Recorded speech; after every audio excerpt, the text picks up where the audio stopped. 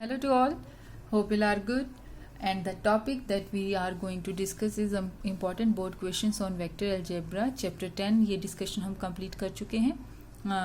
Dot product, cross product सब कुछ हम डिस्कस कर चुके हैं. उसके रिगार्डिंग क्वेश्चंस भी हम सॉल्व कर चुके हैं. तो अगर आपको उनमें से किसी में भी कुछ डाउट हो तो प्लीज़ टेल मी. और जो आज हम डिस्कस करने वाले हैं वो आपको विजिबल है और हम बोल भी चुके हैं कि हमने आज बोर्ड क्वेश्चंस को डिस्कस करना है. तो वीडियो में कंप्लीट नहीं हो सकता कभी भी कोई भी टॉपिक. बोर्ड क्वेश्चंस तो कितने लास्ट ईयर के आप कितने क्वेश्चंस को इस कवर अप कर सकते हो. ठीक है, तो एक ही वीडियो में सब कुछ कभी नहीं डिस्कस होता है. यहाँ पर सिर्फ कुछ क्वेश्चंस को हम ट्राई कर रहे हैं और बहुत सारे अदर क्वेश्चंस भी होंगे. सो आप उनके साथ भी कोशिश कीजिए और अगर कहीं पर प्रॉब्लम फील होता है तो प्लीज़ मेरे से डिस्कस कीजिए. So the first question from our board question 2016 में आया बेटा ये question. Given that vector equals to vector B, vector A, vector B and vector C form a triangle such that vector equals to vector B plus vector C. Find P, Q, R, S such that area of the triangle is 5 root 6, where vector A equals to Pi cap plus Qj cap plus Rk cap, vector B equals to Si cap plus 3j cap plus 4k cap, and vector C equals to 3i cap plus j cap minus 2k cap. So ये हमें 3 sides दे रखे हैं triangle की and the condition which we are going to use. First one is vector equals to vector B plus vector C and the second one is area of triangle is 5 root 6. तो start करते हैं हम अपनी first condition के साथ. Vector equals to vector B plus vector C at these two vector.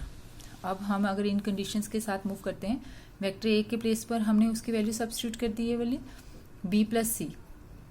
So from here we have S plus 3i cap and it becomes 4j cap. It is 2k cap. Now compare the components. By comparing the components, here I component is p and here I component is I cap. Sorry, I cap component is 3 plus s. So p equals to 3 plus s. Here j component is q and here j cap जो हमारा unit vector होगा y axis के long and the component of this unit vector is 4.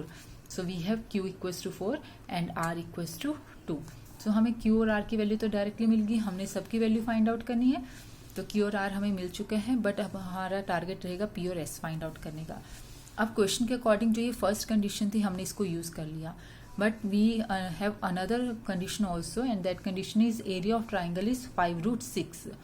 ठीक है, अब area of triangle का formula क्या होता है? एरिया ऑफ ट्राइंगल का फॉर्मूला भी हम डिस्कस कर चुके हैं. एरिया ऑफ ट्राइंगल का फॉर्मूला आपके पास होता है half magnitude of vector A cross vector B. ये हमने डिस्कस कर लिया है वीडियोस में. तो अब इस फॉर्मूले के साथ हम मूव करेंगे. A and B are 2 adjacent sides of a triangle. तो यहाँ पर हम उन साइड्स को क्या यूज कर रहे हैं? बी एंड सी ले लिया हमने. ठीक है, हमें क्योंकि पी ए लेने का बेनिफिट नहीं है ना, ए में तो आपके पास टर्म्स है. वैसे आप ए भी ले सकते हो क्योंकि अब 4 क्यू और आर की वैल्यू हमें पता है. तो आपकी विश है आप किन्हीं भी दो के साथ काम कर सकते हो. जैसे मैंने यहाँ पर बी और सी के साथ काम किया है. तो एरिया ऑफ ट्राइंगल हो जाएगा half magnitude of B cross C, vector B cross vector C. It's up to you बेटा, आप ए और बी भी ले सकते हो, बी और सी भी ले सकते हो, सी और ए भी ले सकते हो. किसी से भी करो आंसर वही रहेगा. बस यहाँ पर पी यहाँ पर ये वैल्यूज को यूज कर लेना आप. ठीक है, जो हमने ऑलरेडी फाइंड आउट कर ली हैं. तो अब एरिया ऑफ ट्राइंगल की वैल्यू हमें 5 रूट 6 दी हुई है.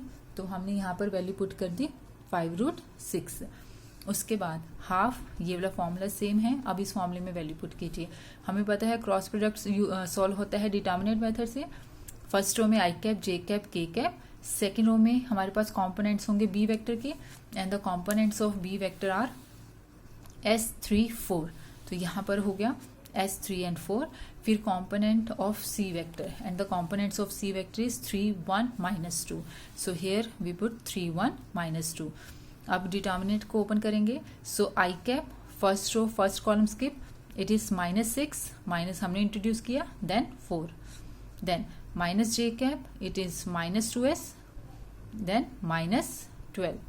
ठीक बेटा, plus K cap, then first row और थर्ड कॉलम स्किप हो जाएगा. सो ये होगा s -9 यहाँ पर होगी.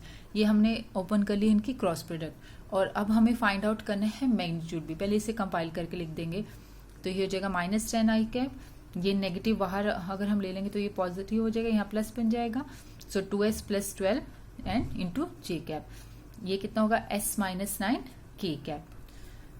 सो ये हो गया हमारा vector B cross vector C. Now we have to find the magnitude of this vector and the magnitude is minus 10 square plus 2s plus 12 whole square plus s minus 9 whole square. So it is 100 a plus b whole square. So 4s square plus 144 and it is 48s. From here we have s square plus 81 minus 18s. So after calculation we have 5s square and 48 minus 18 it is 30s. 100 plus 144 plus 81 it becomes 325. आप इसको calculate करोगे. अब हमारा area कितना बन गया, half magnitude of vector B cross vector C, जो भी हमने फॉर्मूला लिखा था. तो ये हमने vector B cross vector C के मैग्नीट्यूड की वैल्यू सब्स्टिट्यूट कर दी. But according to question this area is equal to 5√6. तो अब हमने इसको सब्स्टिट्यूट कर लिया 5√6 के इक्वल. ये की बेटा अब स्क्वेयरिंग बोथ द साइड्स कर लोगे आप. इस 2 को अगर इधर लेके जाओगे तो ये होगा 10√6 ना. स्क्वेयरिंग करेंगे तो वो 10 हो जाएगा 100 और √6 के प्लेस पर 6 आ गया. स्क्वेयरिंग करने पर ये रूट खत्म हो जाएगा. बस अब आपका कैलकुलेशन पार्ट है और कुछ भी नहीं है अब इसमें. सो अब ये हो जाएगा 5s square plus 30s and minus 275. ये बनेगा आपके पास 600. ठीक है, माइनस 600 करेंगे तो ये आ जाएगी टर्म और 5 हमने कॉमन निकाल लिया तो हमारे पास रहेगा s square plus 6x minus 55. Factorise this term. After factorisation ये आप कैलकुलेशन कर लेना फैक्टर्स जो हमने बनाए हैं. You will get your s as 5 and minus 11. So we have 2 values of s, 5 and minus 11. और अभी हमने एक रिलेशन जब पीछे फाइंड आउट किया था p, q और r की हमने वैल्यूज फाइंड आउट की थी. सो उस रिलेशन के according p equals to 3 plus s, q equals to 4 and r equals to 2. ये जब हमने लास्ट अभी फाइंड आउट किया था. अब बेटा s की value if we take s as 5, आप s के प्लेस पर 5 पुट करोगे. So your p equals to 8, q equals to 4 and r equals to 2 और s की वैल्यू 5 थी. एक रिलेशन ये आया, मीन्स ये बनी हमारे पास वैल्यूज. ठीक है, when s equals to 5. But when your s equals to minus 11, by putting here minus 11, your p becomes minus 8, q remains 4, r remains 2 and your s is minus 11. So you get 2 forms. मतलब आपके पास p, q, r, s की 2 तरह से values आएंगी. तो ये दोनों है हमारे इस आंसर का, जो ये हमारा क्वेश्चन था उसका पार्ट है. ये हमें आंसर के फॉर्म में मिलेगा.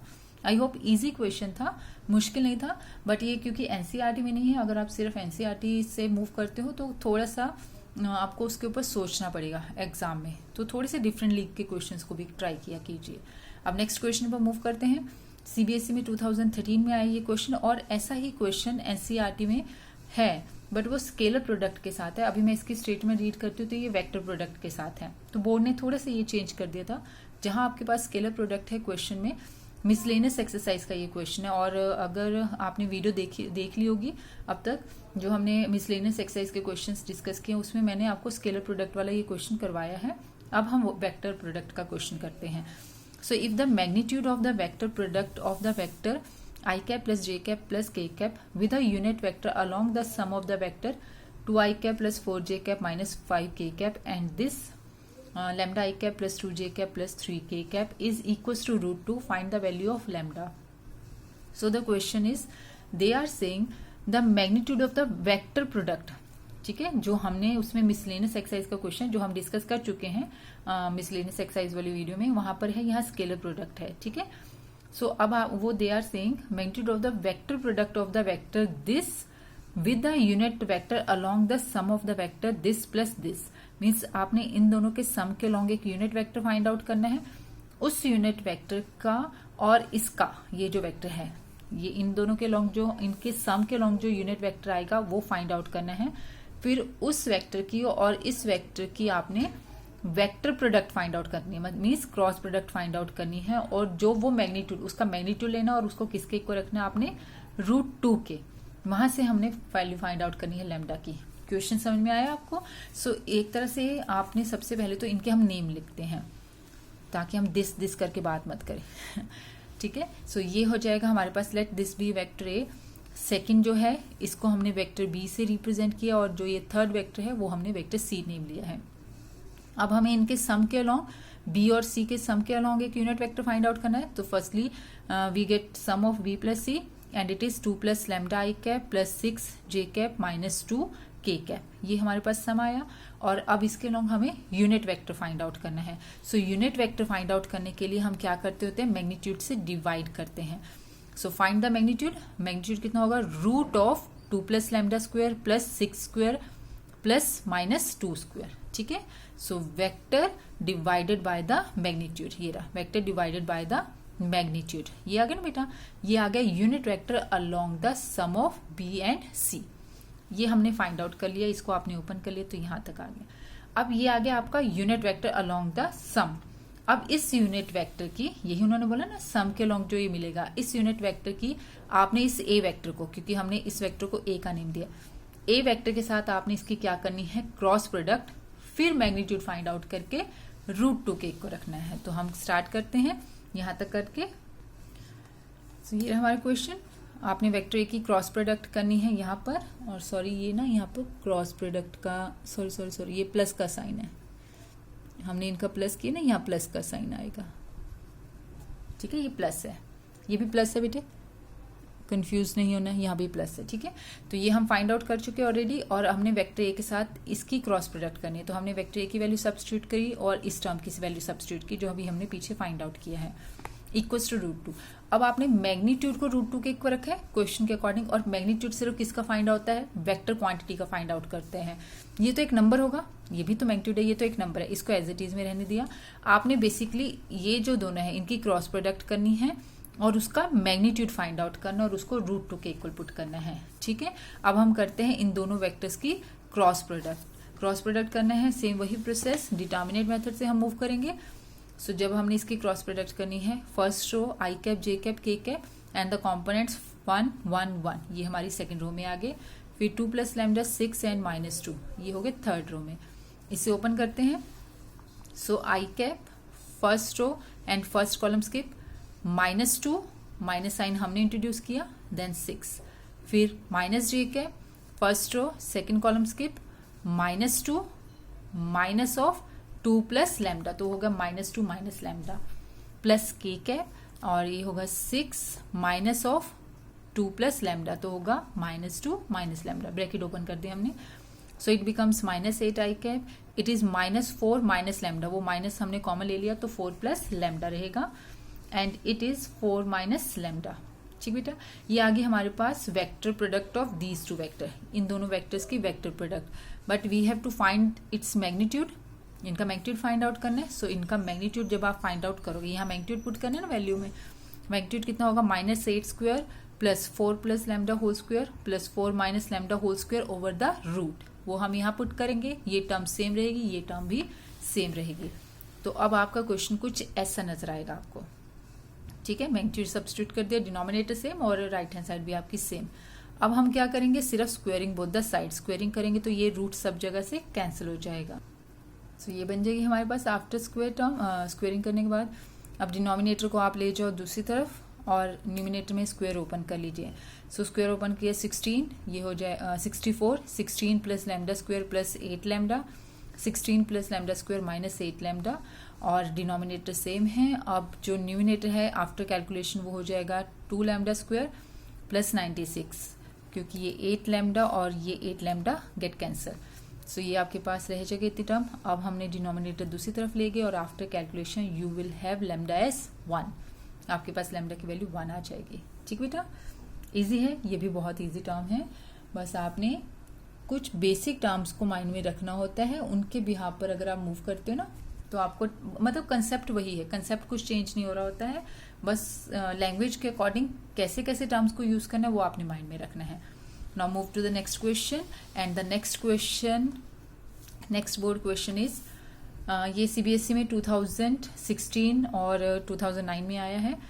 If vector A, vector B and vector C are vectors such that vector A dot vector B equals to vector A dot vector C and vector a cross vector b equals to vector a cross vector c, also vector a is a non-zero vector, then prove that vector b equals to vector c। अब सबसे पहली condition, ये बहुत important condition है कि vector a is not equals to zero vector, means वो zero vector तो नहीं है। अब हम इन कंडीशंस के साथ मूव करते हैं जो हमें क्वेश्चन में गिवन है। फर्स्ट कंडीशन को आप लीजिए, vector a dot vector b equals to vector a dot vector c। अब हम इसे ले जाते हैं लेफ्ट हैंड साइड पर कंप्लीट। ये ले गए वेक्टर ए, इन दोनों में से हमने कॉमन निकाल लिया, सो ये हो गया vector A dot vector B minus vector C equals to 0।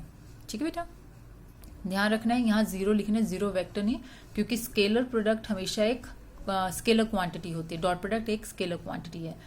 अब हमें पता है कि अगर डॉट प्रोडक्ट 0 के इक्वल है, या तो उन दोनों में से कोई एक वेक्टर 0 है, या फिर वो क्या होते हैं परपेंडिकुलर टू ईच अदर। ठीक है, ये कंडीशन हम कर चुके हैं। मीन्स इधर vector A equals to 0 vector और vector B minus vector C equals to 0 vector. पहले तो ये लेते हैं हम, but vector A is not equals to 0 vector, ये कंडीशन दे रखी है। इसका मतलब हमें या तो मिला कि vector B minus vector C 0 vector है, और vector A is perpendicular to vector B minus vector C. ठीक बेटा, इसी कंडीशन को हम लिख सकते हैं vector B equals to vector C और दिस कंडीशन। इसको हमने 1 मार्क किया है, माइंड में रखना, इसको ध्यान रखना, क्योंकि ये यूज होंगी जब हम एक साथ देखेंगे।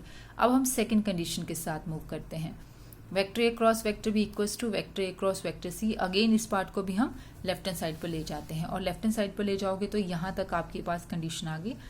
अब इसको 0 वेक्टर लिखना है। देखो, जब आप इस चीज को लेफ्ट हैंड साइड पर लेके जाओगे तो यहाँ 0 नहीं लिखना, सिर्फ यहाँ क्या लिखना है 0 वेक्टर लिखना है, क्योंकि वेक्टर प्रोडक्ट एक क्या होती है वेक्टर क्वांटिटी होती है, तो उसके साथ कभी सिंगल नंबर नहीं आता, हमेशा वेक्टर आएगा। सो ये 0 वेक्टर है, जबकि स्केलर में हमने 0 लिखा था। अब इसमें से हम वेक्टर ए कॉमन ले सकते हैं, so inside the bracket we left only with vector B minus vector C, it is equals to 0 vector.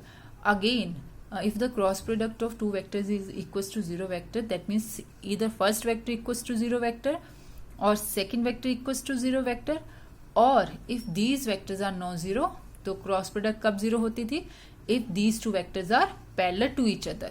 ठीक है, पहले तो हम लेते हैं कि अगर इनमें से कोई 0 है, a तो नॉट इक्वल्स टू 0 है, वो क्वेश्चन में हमें कंडीशन दे ही रखी है। ठीक है, इसका मतलब अगर 0 होना है तो सिर्फ इसमें 0 होना है, तो vector B minus vector C equals to 0 vector.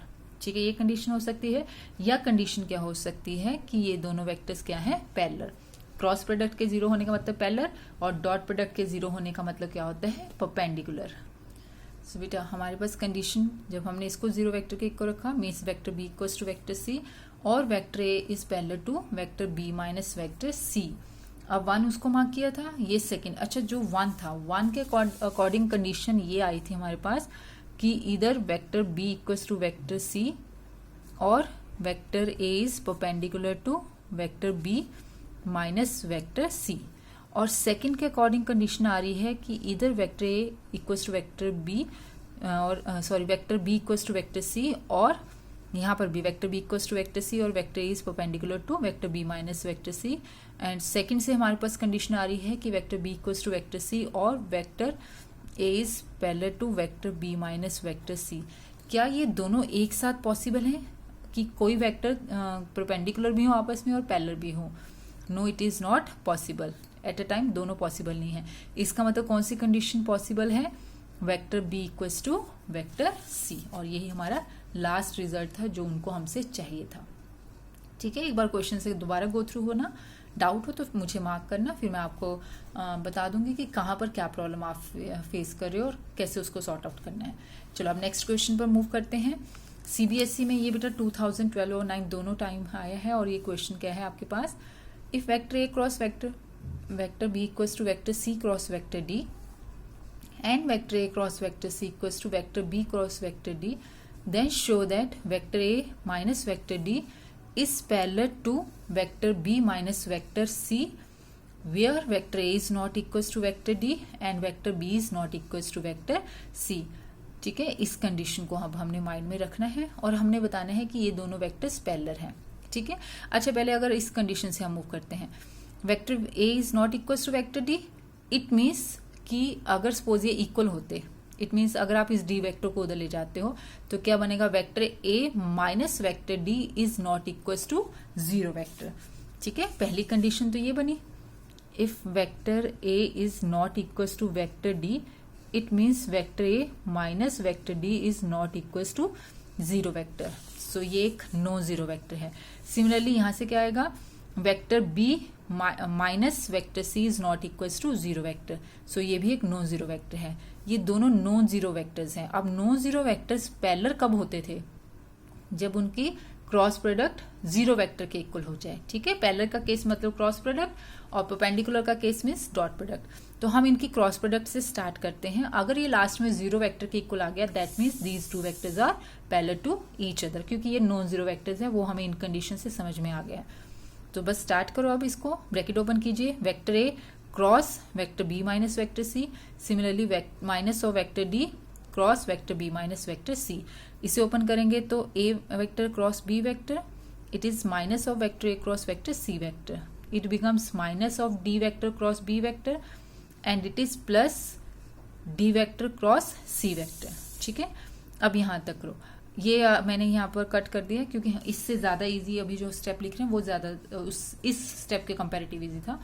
तो चलो अब आप देखिए, अब हम इस कंडीशन को अगर लेते हैं, ठीक है, vector A minus vector B equals to vector C minus vector D. चलो इस कंडीशन से हम ये बना सकते हैं कि vector A cross vector B equals to vector C cross vector D है ना, means vector A cross vector B minus of vector C cross vector D equals to zero vector. इसको हम बनाते हैं। ठीक है, अब वेक्टर ए क्रॉस वेक्टर एक तो चलो ये भी लिख लो, और ऐसी सिमिलरली यहाँ दूसरी जो कंडीशन है ये वाली कि vector C cross vector A cross vector C, vector A cross vector C minus of vector B cross vector D, it is also zero vector. So ये अब दो कंडीशन है यहाँ पर जिनको हमने यूज करेंगे। ठीक है, ये अब हम यूज करते हैं। चलो अब आ जाओ अपने क्वेश्चन पर, इन दो कंडीशंस को देखते हैं, साथ में देखते हैं कि कहां पर एडजस्ट हो सकती हैं। Vector A cross vector B है ना, उसके साथ मैंने क्या लिया है, जो सी क्रॉस डी कहीं नजर आ रहा है, no it is D cross C. चलो कोई बात नहीं, हमें पता है कि जो ये डी क्रॉस सी है, जो आपके पास ये डी क्रॉस सी वेक्टर है, हम अगर इसको सी क्रॉस डी लिख देते हैं तो नेगेटिव आ जाता है। क्यों? क्योंकि जो आपके पास डॉट प्रोडक्ट होती है, क्रॉस प्रोडक्ट कॉम्यूटेटिव नहीं होती। Vector C cross vector D is equal to minus of vector D cross vector C. Dot cross product में जब भी आप पोजीशन चेंज करते हैं एक नेगेटिव आता है। तो हमने क्या किया, vector A cross vector B था, जो ये था डी क्रॉस वेक्टर सी, इसको हमने लिख दिया minus of C cross D. ठीक है, सिमिलरली ये जो हमारे पास टर्म थी ए क्रॉस सी और minus of D cross B, ये टर्म थी ना हमारे पास। चलो अब यहां से हमें नजर आ रहा है कि ए क्रॉस सी के साथ minus of B cross D चाहिए।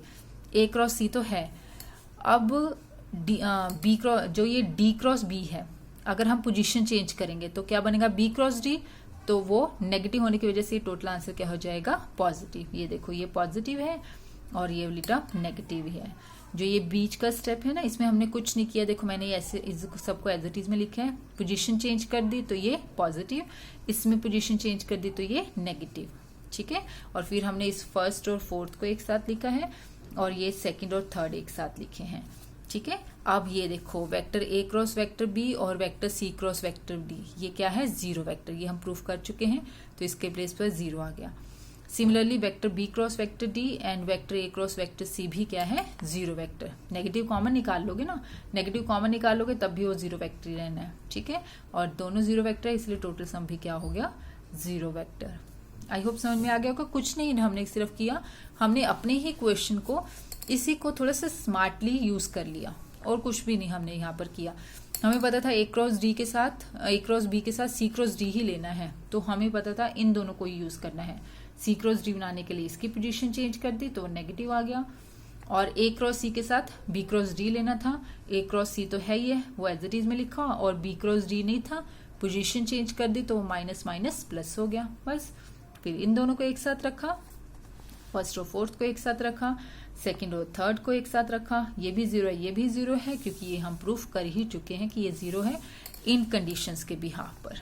ठीक बेटा, सो यहाँ से हमारे लिए प्रूफ हो गया कि ये जो इनकी क्रॉस प्रोडक्ट से हमने स्टार्ट किया था, और वो क्रॉस प्रोडक्ट किसके इक्वल आ गई है, जीरो वेक्टर के इक्वल, और ये दोनों नॉन जीरो वेक्टर्स भी हैं, वो हम स्टार्टिंग में ही प्रूफ कर चुके हैं। That means these two vectors are parallel vectors, क्योंकि cross product of any two vectors equals to zero vector, then those vectors are parallel vector. ठीक बेटे, समझ में आया? डाउट एक बार अच्छे से गो थ्रू होना, डाउट हो तो मुझे बताना। मुश्किल नहीं है, बहुत आसान है, सिर्फ उसको अच्छे से कंसंट्रेशन से समझिएगा। अब आपको मैं 2 क्वेश्चंस दूंगी, आप उसको ट्राई करना और डाउट कहीं पर प्रॉब्लम हो तो फिर मुझे बताना।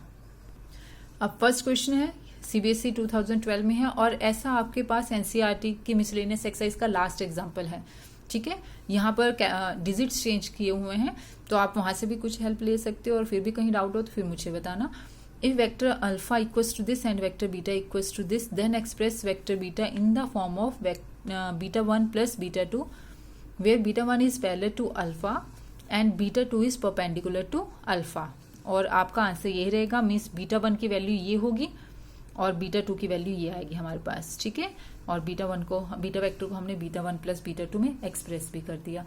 सो हेल्प मिलेगी बेटा आपको एग्जाम्पल के लास्ट एग्जाम्पल से मिसलेनियस के, वहां से अच्छे से एक बार उसको समझना, फिर इसको ट्राई कीजिएगा। और इम्पॉर्टेंट क्वेश्चन भी है। एक क्वेश्चन आपके लिए ये है कि if vector A and vector B, ये वेक्टर ए और वेक्टर बी की वैल्यू है, then find a vector C such that vector A cross vector C equals to vector B and vector A dot vector C equals to 3। ठीक है, vector C आपके पास last में ये आना चाहिए, क्रॉस प्रोडक्ट भी है और डॉट प्रोडक्ट भी है, तो ध्यान से एक बार इसको ट्राई करना। और कहीं पर अगर प्रॉब्लम होगी तो आपको पता है कि आप अपने टीचर से डिस्कस करोगे तो कुछ ना कुछ हेल्प आपको मिलेगी। बट यस, फर्स्ट अटेम्प्ट आपका होना चाहिए, क्योंकि मैं एवरी टाइम आपको यही समझाती हूँ कि मैथमेटिक्स सिर्फ सुनकर नहीं आ सकता, सिर्फ देखकर नहीं आ सकता। जब तक आप खुद नोटबुक को लेकर, पेन को लेकर प्रैक्टिस नहीं करोगे, जब तक आप खुद चीज़ों के साथ इन्वॉल्व नहीं होगे, तब तक मैथ्स कंफर्टेबल नहीं लगेगा आपको, ना ही समझ में आएगा। सुना जा सकता है बट वो सीखा नहीं जा सकता, सीखने के लिए करना जरूरी है। सो प्रैक्टिस करो बेटा। So take care, till then bye.